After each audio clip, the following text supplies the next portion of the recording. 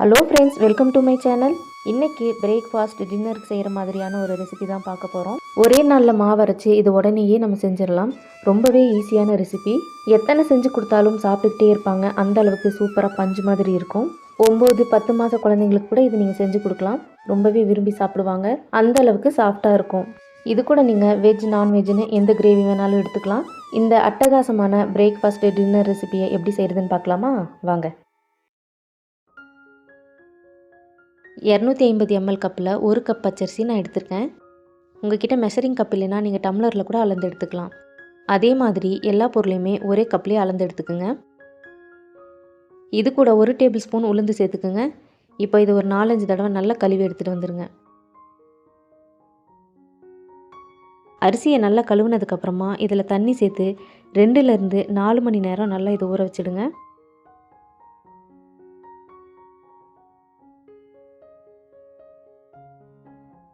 வேறு ஒரு பவுலில் 1/2 கப் வெள்ளை அவல் சேர்த்துக்குங்க.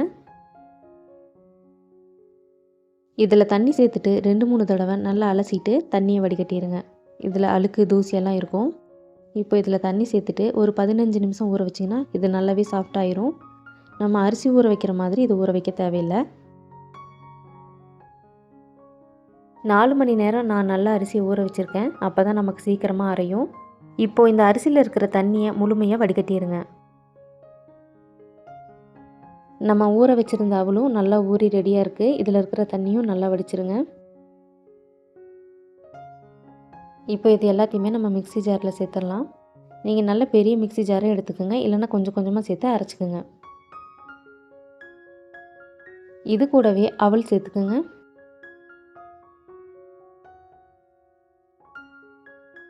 இதில் 1/2 கப் துருவன தேங்காய் சேர்த்துக்குங்க.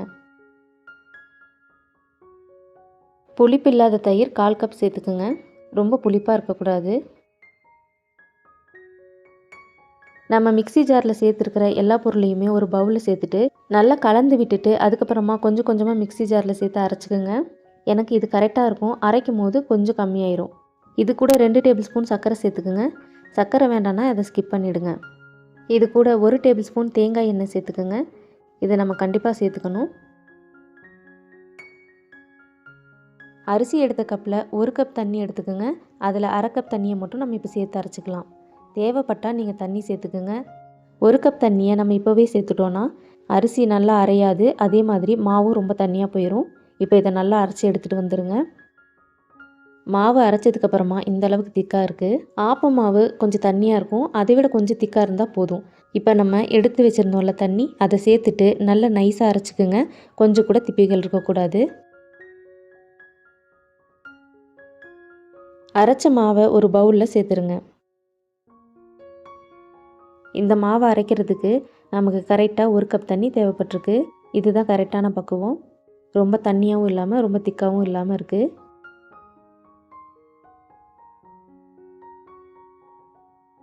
இந்த மாவுக்கு தேவையான அளவு உப்பு சேர்த்துக்குங்க.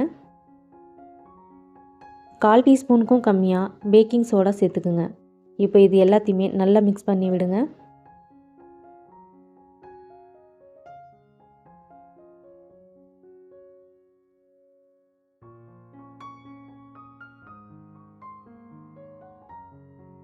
இப்போ மூடி போட்டு 10 நிமிஷம் ரெஸ்ட் கொடுத்துருங்க. 10 நிமிஷம் ஆனதுக்கப்புறமா இதை நல்லா கலந்து விடுங்க. உங்களுக்கு திக்காக இருக்கிற மாதிரி தோணுச்சுன்னா கொஞ்சமாக தண்ணி சேர்த்து மிக்ஸ் பண்ணிக்கோங்க.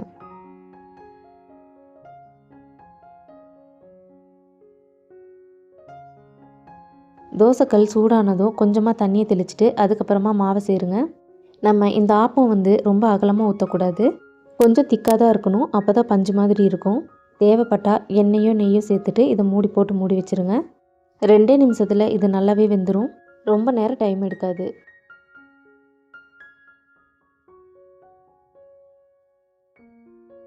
இந்த மாவை நம்ம ஃப்ரிட்ஜில் ஸ்டோர் பண்ணி வைக்கணுன்னா இதில் நம்ம பேக்கிங் சோடா சேர்த்தக்கூடாது. 4லேருந்து 5 நாள் வரைக்கும் இந்த மாவை நம்ம ஃப்ரிட்ஜில் வச்சுக்கலாம். இதில் நம்ம தயிர் சேர்த்துருக்கிறதுனால ரொம்ப நாள் வரைக்கும் வைக்கக்கூடாது.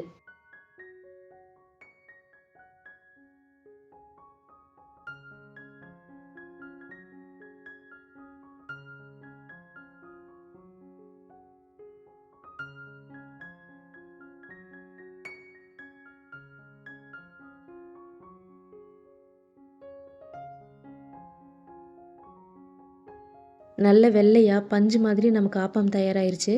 இது நம்ம ரொம்பவே ஈஸியாக இன்ஸ்டண்ட்டாக செஞ்சுக்கலாம். இது சின்ன குழந்தைங்களுக்கு கூட நம்ம ஊட்டி விடலாம். அவ்வளோ சாஃப்டாக இருக்கும். நீங்கள் பேக்கிங் சோடா சேர்த்தாமல் அரை மணி நேரம் அப்படியே வச்சுட்டு அதுக்கப்புறமா குழந்தைங்களுக்கு ஆப்பம் செஞ்சு கொடுங்க. இதுக்கு சைட் டிஷ்ஷாக chicken gravy, mutton gravy, chutney, sambar இதை எது வேணாலும் நம்ம வச்சு சாப்பிடலாம். ரொம்பவே சூப்பராக இருக்கும். கண்டிப்பாக இந்த ரெசிபியை நீங்கள் உங்கள் வீட்டில் ட்ரை பண்ணி பாருங்கள். ட்ரை பண்ணி பார்த்துட்டு எப்படி இருக்குதுன்னு கமெண்ட்ஸில் சொல்லுங்கள். மறக்காமல் உங்கள் ஃப்ரெண்ட்ஸ் அண்ட் ஃபேமிலிக்கும் ஷேர் பண்ணிவிடுங்க. நம்ம சேனலை சப்ஸ்கிரைப் பண்ணலன்னா சப்ஸ்கிரைப் பண்ணிக்கோங்க. மறக்காமல் பக்கத்தில் இருக்க பெல் ஐக்கானையும் கிளிக் பண்ணிவிடுங்க. இந்த ரெசிபியில் வர ஒவ்வொரு பொருளோட அளவையும் நான் டிஸ்கிரிப்ஷனில் கொடுத்துருக்கேன். மறக்காமல் செக் பண்ணி பாருங்கள். இவ்வளவு நேரம் நம்ம வீடியோவை பார்த்ததுக்கு ரொம்ப நன்றி. இன்னொரு இன்ட்ரெஸ்டிங்கான சூப்பரான ரெசிபியோடு வர வரைக்கும் பாய்.